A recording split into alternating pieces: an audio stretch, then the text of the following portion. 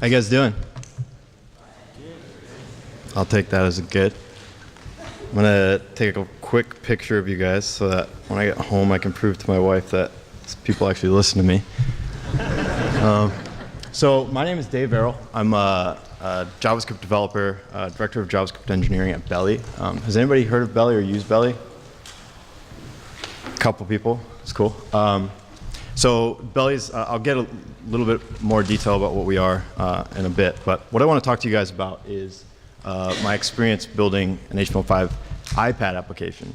And even though it was an iPad app, some of the issues that I ran into can be applicable to any device or environment that you're building a mobile app.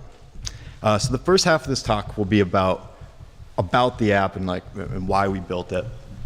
And the other half will be about how we built it and some of those issues that we ran into. If you guys can't hear me, let me know. So first, let's take a look at the highly debatable comparison between native and HTML5 mobile apps. There's been an extensive amount of blogs, posts about the comparison. But let's look at some of the key areas when comparing them. When any developer is building an application, we want good dev tools, right? It allows us to visualize the performance, debug issues, and increase overall the performance, the development efficiency when building these apps. When it comes to native versus HTML5, native has some of these tools to be able to see into the performance of their application. But HTML5, it's lacking, almost non-existent. When it comes to performance, I mean, there's no question. Objective-C, Java, they're generally faster, much faster than JavaScript. Because of the lack of dev tools and the performance issues, generally we're seeing a lot of great user experiences within native, but not a whole lot built in HTML5. Obviously, features. I mean, HTML5 is always trying to catch up in to the native environment. With things like camera, the accelerometer, push notifications, photo uploads, device-specific features like iCloud or social integration, HTML5 is lacking. It doesn't have quite the same access. And with the App Store and one-click buys and millions of users with their credit card already entered into the system, monetization is much better within these native app stores. And billions of dollars have already been paid to developers. So it's not looking very good for HTML5. But fortunately, as most of us know, there's a third option, which doesn't necessarily make up for all of these, but a hybrid, an HTML5 application that's wrapped by a native layer. This sort of makes up for the dev tools, performance, the user experience. It can help in some ways, but where it really drives home is the features and the monetization. We can access any of the features that we wanted to as long as the native provides us with some sort of API. When it comes to monetization, we can actually add these applications built in HTML5 to the App Store, so we can utilize things like one-touch payments and even in-app store purchases. As you know, Facebook and LinkedIn both created HTML5 applications and then very quickly decided that they wasted their time, and HTML5 wasn't ready. In fact, Mark Zuckerberg even noted that the biggest mistake that they made as a company was HTML5, investing too much into HTML5. And they're probably right. It's probably not the time for them. Both Facebook and LinkedIn noted similar reasons to the switch. There's tooling, memory management, scrolling, animations, and UI, and the GPU. Tools today for HTML5, they're inefficient and almost non-existent. So why HTML5? Why would we build HTML5 mobile apps instead of native apps if native is so much clearly better? Well, the debate between native and HTML5 is not something I plan to address any further. It's highly debatable. There's definitely some really great uses for HTML5 nowadays, and I encourage you to consider your application for that. But there's plenty of other people debating the two. What I do want to talk to you guys about are the applications at Belly And one of the iPad application, which we decided to, it made sense to build an HTML5. In fact, it not only made sense for us, it completely changed the way we were able to innovate and the speed at which we were able to do so. We have 3 applications. So we have the iPhone, the Android, and this iPad application, which I'll show you in a bit. But these 2 applications are completely native, the iPhone and the Android.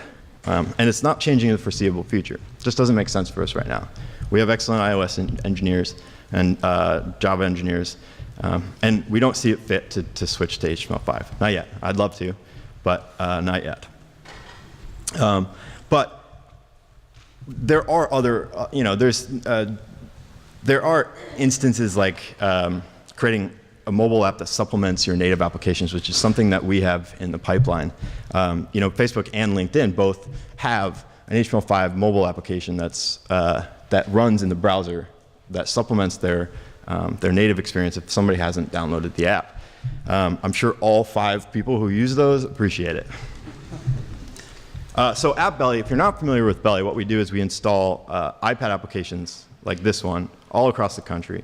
We're in Chicago, DC, New York City, Boston, Austin, LA, even here in San Francisco. We install in all kinds of different merchants, restaurants, convenience stores, clothing stores, food trucks, marijuana dispensaries, nothing abnormal. Users of Belly can use one account or a card or their mobile app, can visit these stores, earn points, and eventually redeem for free rewards. Free coffee, have a sandwich, name it after you, free special brownies, or stuff like punching the owner in the gut. We like to keep it strange. So originally this was a native application. We built it native, it made sense, and at the time HTML5 really didn't make sense at all. But we ran into a problem pretty quickly. We had, at the time, thousands of iPads in Chicago. We're originally from Chicago, built from out of Chicago. We run it out of Chicago. I'm from Chicago, well, currently. But at the time, we had just opened up our newest market, our second market ever, in Austin, Texas. What we ended up finding was that if we accidentally pushed a bug, which we did, we would have to go to every single one of these stores and update them manually. If we pushed a feature that actually decreased the activity, it would cost us to actually add that feature. So pushing cost money, and finding bugs was a priority. We had to spend a lot of time making sure that the application wasn't going to be have bugs. I mean, if a bug entered the iPad, it could kill all activity, and it could destroy the business. So what was the solution? Well, what we did is we built an HTML5 application. It was really cool because what we could do is deploy new versions within minutes.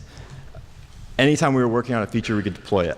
If we saw that there was a bug or the feature just wasn't working, we could revert it in minutes. We could develop multiple versions, so this really helped us with A/B testing, multivariant testing. And we logged every single user event, so any interaction, and we could monitor the behavior of our users. But again, what was really important is we could pull features if they weren't working. So Mercante, to quickly show you some of the structure of it, there's 2 pieces to the app. There was Mercante, which was the JavaScript portion of it. It was built on Backbone, which is a great, slim framework for building complex applications like this. It happened to be the only really available framework at the time. But I'm a big fan. I like it.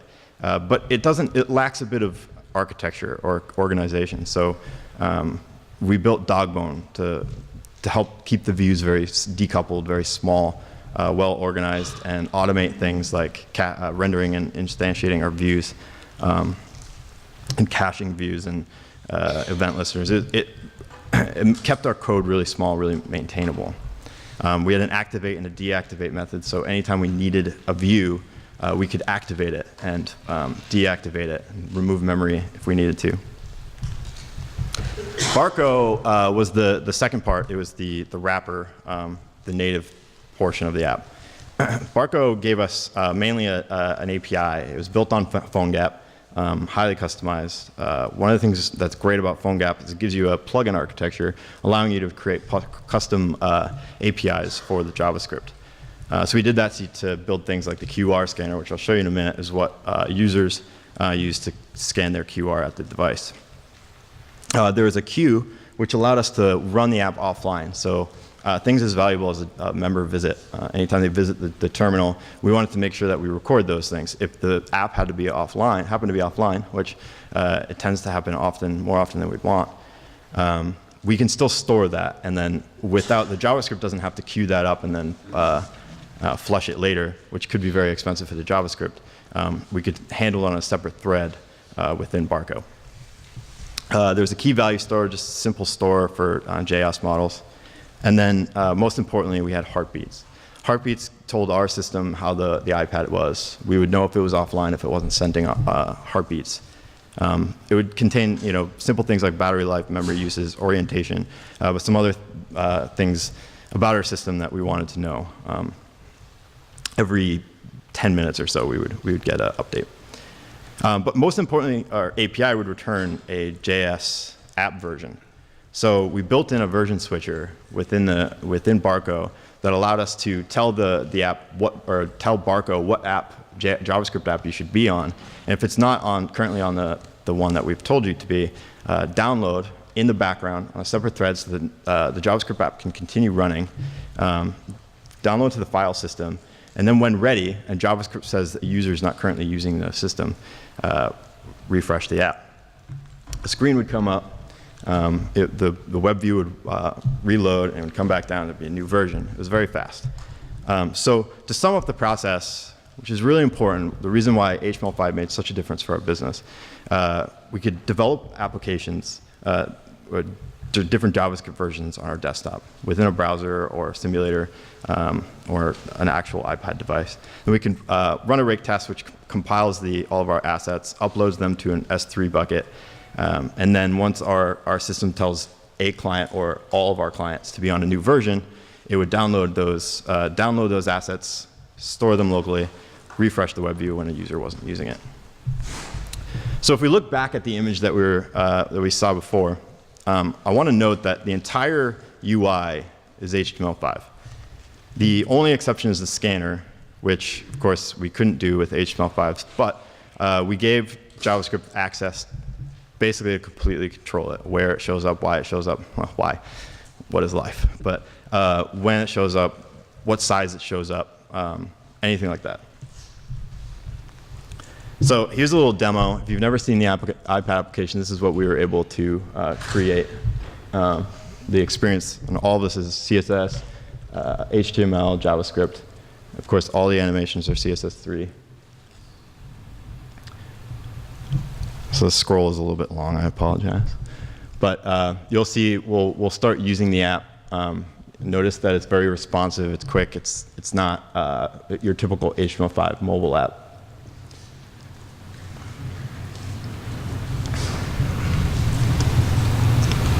So a normal user would go and scan.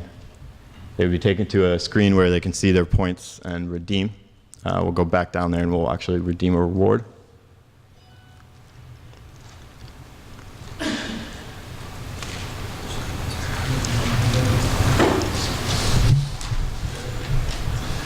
So within the app, we have what we call a command center for merchants that are using the application. They can go in and see some statistics, make some adjustments, adjust points, or contact their customer support, regardless. So this is what the admin would see, or the merchant. So that's it. That's the HTML5 iPad application which we created. So it wasn't easy, right? I mean, creating any kind of HTML5 mobile application is harsh. The environment is harsh, and there's a lot of issues. So what were they?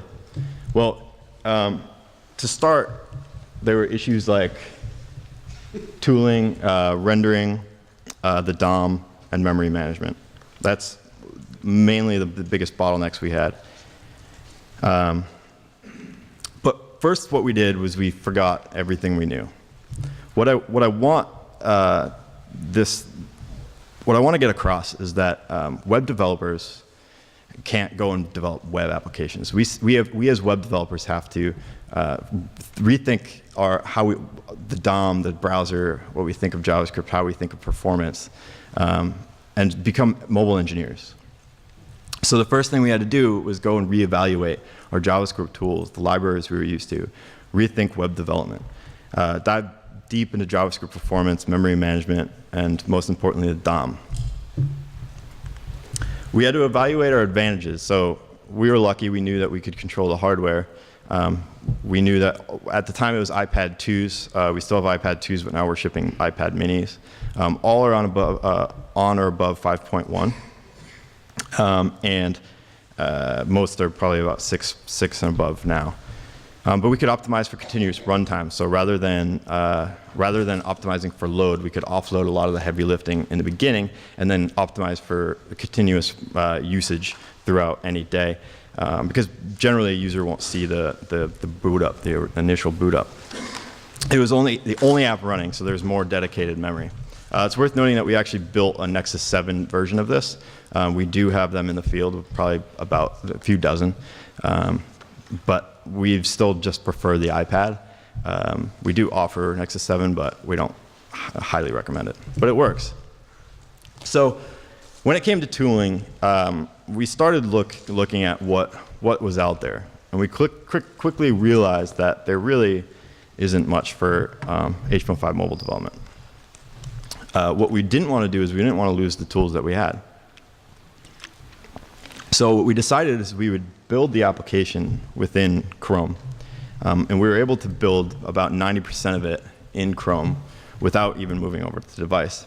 This allows us to really optimize. It's a different environment, but it allowed us to really monitor some of the patterns and ensure that we were writing performant JavaScript. And then we could move it over to the iPad and do the rest of the 10%. So everything, most of the things we would do within Chrome. Chrome's got some really cool tools in Web Inspector. They've been doing a lot of great work. But there's no need to compile, right? We can, in Chrome, we can quickly refresh the browser. We can use our editor like Vim or Sublime. And within Chrome, we could go to the settings, frame the size so we could actually see what the size was, so we could measure exactly how it would look on the screen. That gray area is the browser just framing it. And we can emulate touch events. But within the Chrome developer tool, we could profile and monitor the performance of our app. Luckily in iOS 6, though, they've introduced remote debugging with the Web Inspector. This was helpful. It's not quite Chrome, but at least we can actually see into the performance of the actual device. It's pretty easy to do on the device that you're using or simulator. You go to Settings, Safari, Advanced, and turn on the Web Inspector. And then within Safari, if you have the developer menu turned on, you should be able to see that device and click on it, and then the Chrome developer toolbar will come up. So while tooling was difficult, we still were able to write our JavaScript for memory performance, enhanced memory performance. So, but memory to a lot of developers is it's a bit of a black box, and to the browser, it's really difficult to see into as much as we want to into the memory. A lot of us say, meh, the browser will handle it, right? Garbage collection. Websites and even web apps, often they refresh, so you get a clean slate. So it makes sense, no need to focus on the memory. But Belly's iPad could run for hours and most often days, even sometimes weeks without ever refreshing. So memory leaks and any sort of memory performance issues could end up crashing the application. Memory is complex though, and it really could be its own talk. But I want to touch on some of the basics of garbage collection and memory leaks. Obviously, optimize your assets, choose your JavaScript frameworks and your tools wisely, but write your code for memory optimization. So garbage collection is how memory is reclaimed in JavaScript. It's a process which happens behind the scenes, as we know, and it's a luxury. But this luxury, like most luxuries, comes at a price. And sometimes, at its worst, garbage collection can take up to 6 times the necessary memory. So it's very inefficient. And memory leaks are still possible. It's very, very easy to allow memory to linger. And in mobile, this could be very bad. Memory leaks is simply the failure to release discarded memory. So if it's memory that you don't intend to use anymore, however, it's still within your application. Anytime an object or property is added, memory is allocated. This could even be DOM elements. So DOM elements add memory. We tried to build our system to be very small. All the views, like I said about Dogbone, as all the views are very small, so we can manage them piece by piece and make sure that if they're using memory and we no longer need it, we can discard that memory. Karan Prasad, Senior Director of Mobile Engineering at LinkedIn, said that the primary reason for switching from HTML5 mobile to native was that they were seeing that more and more people were spending more time in the app, and the app was running out of memory. This is one of the really difficult things about writing HTML5 mobile apps, because it's difficult we don't have the tools to see into performance that we should, and we can't, manually collect garbage, collect that memory. But if users are spending more and more time in our application, it's important that we're very, very cognizant of the memory that we're allocating and ensuring that memory is deallocated. So let's take a quick 101 on garbage collectors. In our example here, we have a silly little function that only creates a variable. Normally we'd have some logic in here. For the sake of the example, we've just allocated memory for a string. Once this function exits, that variable is now eligible for garbage collection, just like you would expect. However, if we had any sort of reference to it within that function, outside of that scope, that memory wouldn't be, it would live forever. And in this case, it really would live forever because another variable would be attached to the global scope. However, in this, in your application, you could have another function that might need that variable. So you bring it outside of that test scope. But the problem is that that other function isn't going to get rid of that, or at least automatically discard of that variable either. So we have to manually ensure that we've discarded it. So like I said, memory is a large topic. And it's something I'd love to do an entire presentation on. But for the sake of time, some of the key things you can do to optimize your memory. Keep variables as local as possible. Variables should really only be used for as long as they're necessary. So the more local they are, the quicker they will be garbage collected. You can use the delete key to dereference object properties. However, that does mean that you need a better understanding of delete. Delete is a little bit complex. There's a really, really good article on perfectionkills.com, and I can tweet that out later. But essentially, properties get a don't delete attribute if you can't delete them. Mostly variable declarations or function declarations, and something that's not explicitly attached to an object. So it's worth noting that Chrome has this really neat object called window.performance.memory. This will give you the total memory used and the total memory available. And it could be really neat for tests. You could be writing tests using Chrome to go over some of the normal flows of a user and ensure that that memory is not over time getting larger, or you're using it all up. Gmail uses this to debug their issues in Gmail. They actually use all of your computers so they can actually see if users are using it in a certain way and what kind of performance issues they're having. But this could be really awesome if it's on mobile someday, if we could use it within Safari. So this was the output looks like. It's pretty simple. Use your web inspector. The timeline will give you a really good look at how your memory is trending. Now, it's not the exact environment as mobile, but you should be seeing something fairly consistent and ensuring that your memory is pretty steady. It shouldn't be staggering too much, because that means, I think I skipped over a bullet point on a couple slides ago, you should reuse your objects. So Garbage collectors can be inefficient when there's too much garbage. So if you reuse those, it'll be able to garbage collect the items that need to be faster. And garbage collecting, of course, is blocking. So your animations might be a little bit jaggedy if you have too much garbage. So you shouldn't be seeing too much of a jagged lines. And you also shouldn't see it rise too much. You probably have a memory leak. What you'd like to see is something more like, hits the memory that you're using and then keeps pretty steady. So when you need to add new objects, hopefully you'll have something that you can reuse. At times it'll go up and down, that's fine. So memory was an issue, but we luckily had quite a bit of room. It was an iPad, it was the only app running, so that was good. But rendering was an issue, and rendering is a big issue on all devices. And it's pretty simple, especially on the iPad, to deal with this issue, but it requires a deeper understanding of the GPU. But one thing we did was you want to ensure it's a single-page application. Refreshing the view altogether is it's very strenuous, and I'll show you some techniques that you can switch between views that are super, super simple. What we did was the right side of this image is all the views that we're not currently using. So they're just simply translated off the screen. The left portion is what the user would see on the iPad. We never use display none. Display none is bad.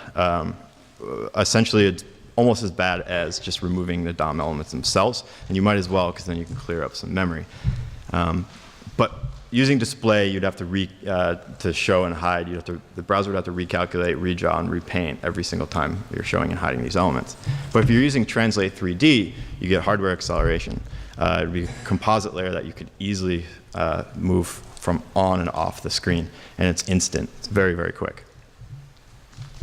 DOM was another issue. Like I said, we kept our views very small, so we were injecting a lot of views, and so many DOM injections every time we were making a change to the application or changing views or re-rendering things. So what we did was we utilized, well, real quick, if you don't know repaints and reflows, it's the web browser's process for recalculating the positions and the geometries of elements in the DOM. It too is blocking. So if you're doing too many of these, this will slow down your application. You might see a drop in your frame rate.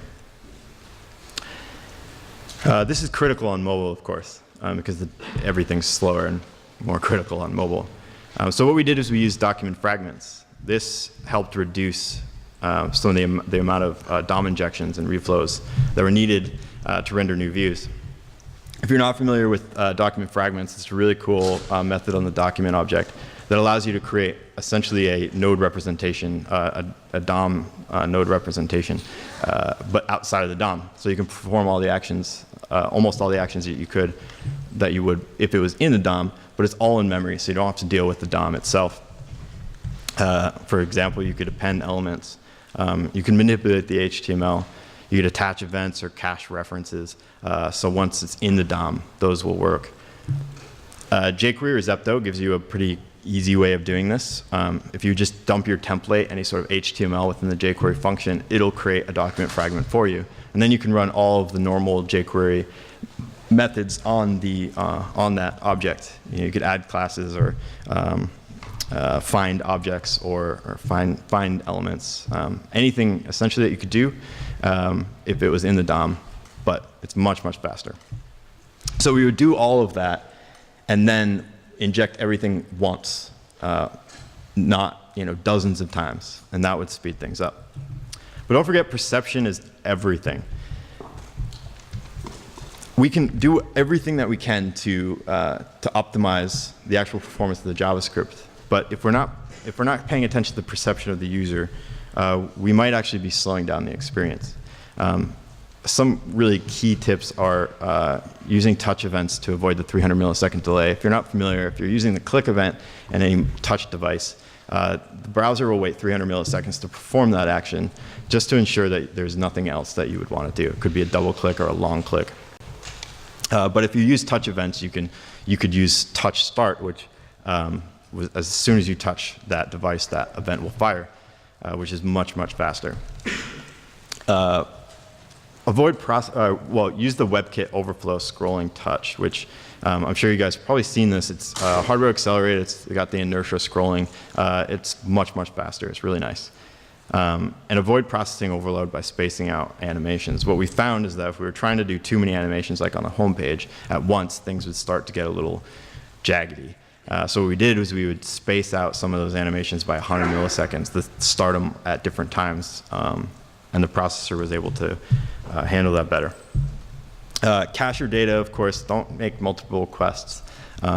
If you can cache it quickly, use it. And anticipate user actions. Sometimes we would load views or make API requests before the user actually took any sort of action, because we knew that we could, prepare it for them in case they were going to do that. And then their experience was instant.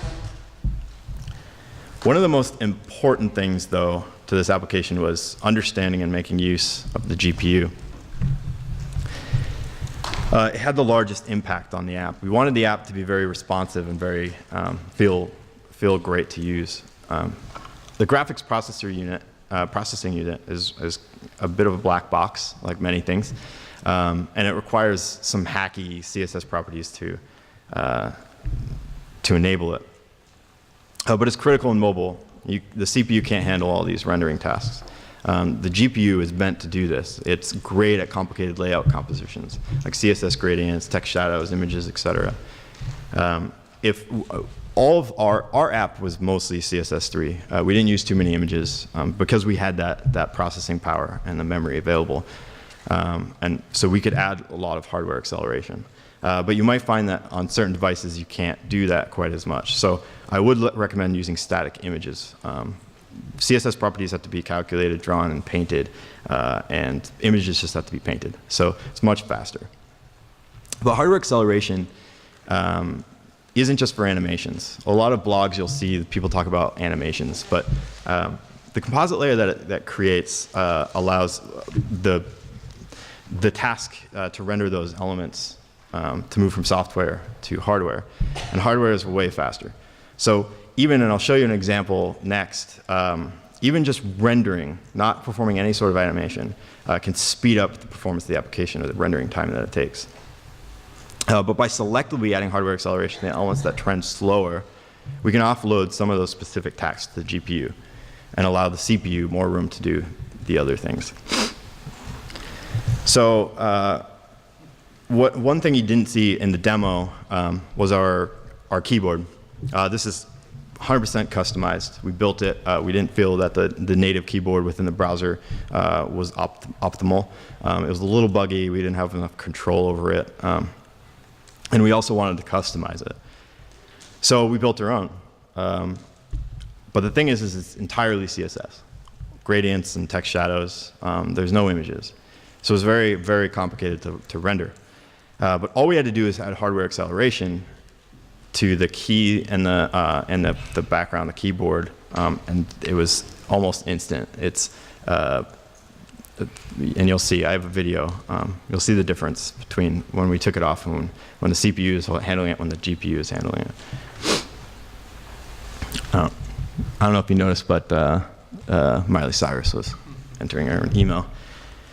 So this is I've slowed this down, for example, but this is the keyboard being used, and initially you'll see the keyboard actually loading. So you see that it's blocky. It comes in very slow. Nobody wants that.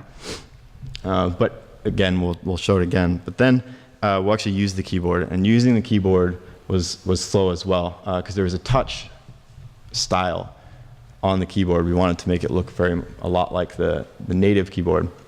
So you'll see that the delay is quite slow. But not only that, it's blocking while it's rendering that. I can't actually add the text to the input. So as the user's typing, if they're typing fairly fast, which most of us do, it would be delayed. It wouldn't be very responsive.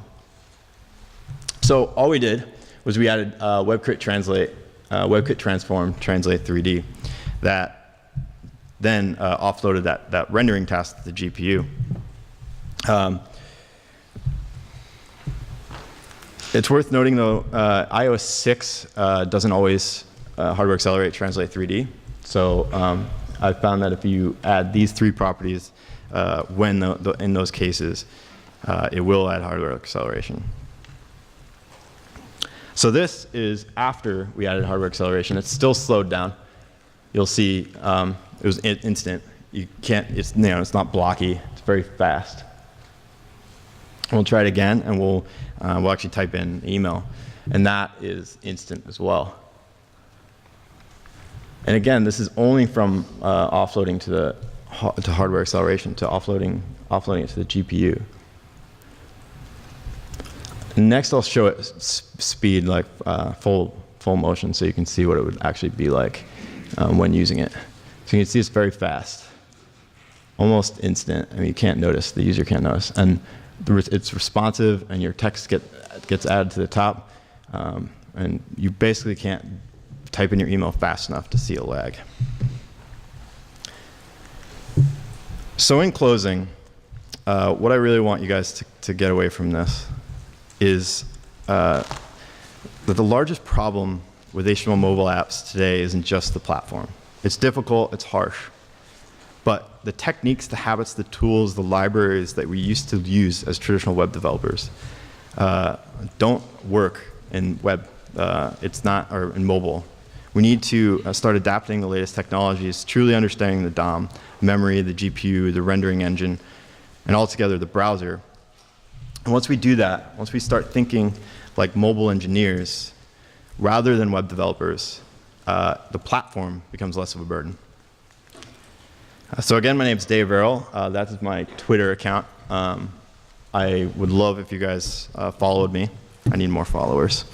And tweet me what you thought of the talk. If you've ever built an HTML5 application, I'd love to hear about it. Either come talk to me afterwards or just tweet me later. Check out tech.bellycard.com to see what else we're up to. And does anyone have questions?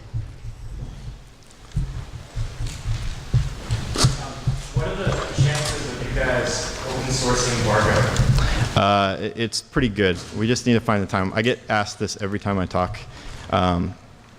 And we do want to open source it. We think it would be pretty neat. We have a couple companies that are interested in working with it on us, working on it with us to open source it and to make it. It's a little bit more specific for us right now, so we'll have to do some work to make it more usable for everyone else. What sorts of CSS properties are eligible for the hardware acceleration trick that you just showed? And why wouldn't you just apply that to every single item in your DOM? So why wouldn't I just apply hardware acceleration to all of the elements? It's too much for the GPU to handle. It's pretty intensive, so you want to be selective about it. If there's things that are slower, use it there. Some things just don't necessarily need it. It's pretty quick. So it's really we couldn't. It's just not powerful enough yet, especially in mobile. Can you talk more about differences between Nexus 7 and iPad implementation? Sure. So we built the Nexus 7 application, and it was pretty good. It wasn't bad at all. We didn't hate it, but it was just little things like the color wasn't quite like we wanted. The screen was smaller. We didn't want quite that size, the resolution. And the performance was just a tad bit off. We still use it, and we would still use it, but we're looking forward to new Android devices that maybe one day will replace our iPads. Yes?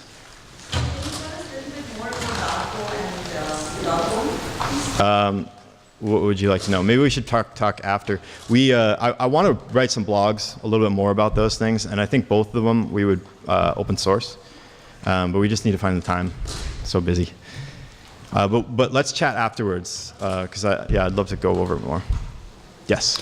You mentioned jQuery a little while back. jQuery has a bit of a reputation for being slow on mobile. Yep. Did you find that to be true, and how did you work around that? Well, we actually use Zepto, mostly because the jQuery, latest jQuery wasn't out, and that's we didn't need IE6 support. Zepto gave us better support for browsers, so we use Zepto. I don't know the exact performance. I know there's been tests run between jQuery and Zepto, and some people, there's some good things about Zepto, some bad things, but we found it to be efficient. You mentioned that using display none was a serious hit Yes. to performance, Yep. and you did a lot of translating views off the screen. Yep. Did you ever experiment with detach? And No, okay, I didn't. We should talk about it after, though. Have you used detach? yeah, we used that, and I just wondered if there were speed differences. Yeah, no. So Well, it's the let's- same thing as not putting it on the DOM, but keeping it in memory. So. Cool, awesome. Was wondering if you had any comments on some of the open source responsive design CSS libraries like Foundation and Bootstrap. I don't. We built everything from scratch. I do like Bootstrap because it's quick, easy to build prototypes. We have a CSS guy that focuses a lot on this stuff. Shay Howe, you guys might have heard him speak, but yeah, I'm not sure. Anybody else?